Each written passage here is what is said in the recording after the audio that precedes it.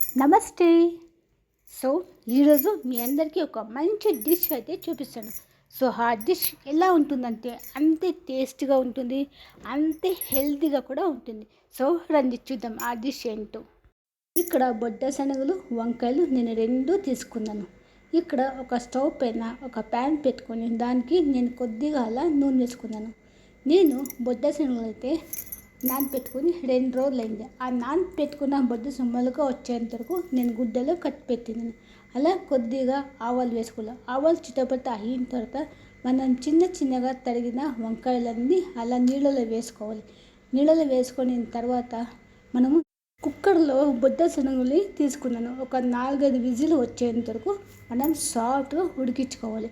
నేను కొద్దిగా కరివేపాకు అలా వేసుకొని అది కూడా చిటపట అయిన తర్వాత మనం వంకాయలన్నీ వేసుకోవాలి. నేను ఇక్కడ ఒక 5 వంకాయలు అయితే తీసుకున్నాను. వంకాయలు సాఫ్ట్గా అవ్వాలి. సాఫ్ట్గా రావాలంటే మనం ఏం చేయాలి, కొద్దిగా అలా సాల్ట్ వేసుకొని నేను ఇక్కడ ఉప్రాలు వేసుకుంటాను. ఉప్రాలు వేసుకొని కొద్దిగా పసుపు అలా పసుపు వేసుకున్న తర్వాత టేస్ట్ కూడా చాలా బాగుంటుంది. అలా ఒకసారి మనం ఫ్రై చేసుకోవాలి.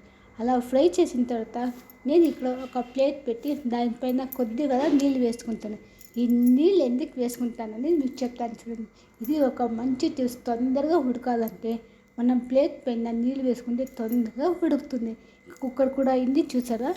ఇక్కడ బొడ్డ శనగలు కూడా నేను ఒక 4-5 విజిల్లు తీసుకొని వచ్చిన చూడండి. నేను ఇలా చేతిలో పట్టుకొని చూపిస్తాను ఎంత సాఫ్ట్గా ఉంది అంటే చూడండి. ఇలా అంటే చాలు మనకు సాఫ్ట్గా వచ్చేయాలి. సో ఇక్కడ నేను ఒక మిక్సీ జార్ తీసుకున్నాను. దానికి నేను ఇక్కడ ఒక 2 చోట్ల బొద్ద శనగలు వేసుకుంటాను. అలా బొద్ద శనగలు ఉడుగ్గా ఉంటుంది. చల్లారేంతవరకు వెయిట్ చేసి మనం అలా జార్లో వేసుకోవాలి. అలా జార్లో వేసుకున్న తర్వాత మనము కొద్దిగా అలా చింతపండు వేసుకోవాలి. చింతపండు వేసుకున్న తర్వాత మనము ఈ బొద్ద శనగలని నేను వంకాయలు తీసుకున్నాను కదా, ఆ వంకాయలో మనం వేసుకోవాలి. వంకాయలు సాఫ్ట్ అయ్యేంత వెయిట్ చేసి తర్వాత ఈ బొద్ద శనగలు వేసి ఒక్కసారి అలా ఫ్రై చేసుకోవాలి. నేను ఈ మిక్సీ జార్కి కొద్దిగా అలా ఉప్పురాలు తీసుకుంటాను. అప్పుడే కొద్దిగా ఉప్పురాలు వేసుకున్నాను కదా వంకాయకి, చూసుకొని దీనికి వేసుకోవాలి. అలా ఉప్పురాలు వేసుకున్న తర్వాత మనం కొద్దిగా అలా ధనియాలు వేసుకోవాలి. ధనియాల పొడి అయినా ఓకే, ధనియాలైనా ఓకే. నేను ఇక్కడ ధనియాలు తీసుకున్నాను. ధనియాలు అలా ఒక కప్పు లాగా తీసుకొని మనం వేసుకోవాలి. కొద్దిగా అలా జీలకర్ర, ఒక స్పూన్ జీలకర్ర వేసుకుంటే చాలు. నేను ఇక్కడ ఒక 5 ఎండుమిరపకాయలు వేసుకుంటాను. ఒక టమాటో కూడా వేసుకుంటాను. అలా పేస్ట్ చేసుకున్న తర్వాత కొద్దిగా లాస్ట్లో కొత్తిమీర వేసుకొని అలా పేస్ట్ చేసుకోవాలి. చూడండి ఇక్కడ నేను ఈ బొడ్డ శనగలు వంకాయలన్నీ తీసుకున్నాను కదా, దాన్ని చూద్దాం. సో చూసారా ఎంత సాఫ్ట్గా అయిందంటే. ఇక్కడ బొడ్డ శనగలు కూడా వేసిందాను, వంకాయలు కూడా వేసింది. అలా వేసిందామనుకోండి మనం టేస్ట్ కూడా చాలా బాగుంటుంది, రుచి కూడా చాలా, హెల్త్ కూడా చాలా మంచిది. మన మసాలా అంతా దాంట్లో వేసుకొని కొద్దిగా అలా ఒక 5 మినిట్స్ కలిపేసి పెట్టాలి. ఇప్పుడు చూద్దామా రండి.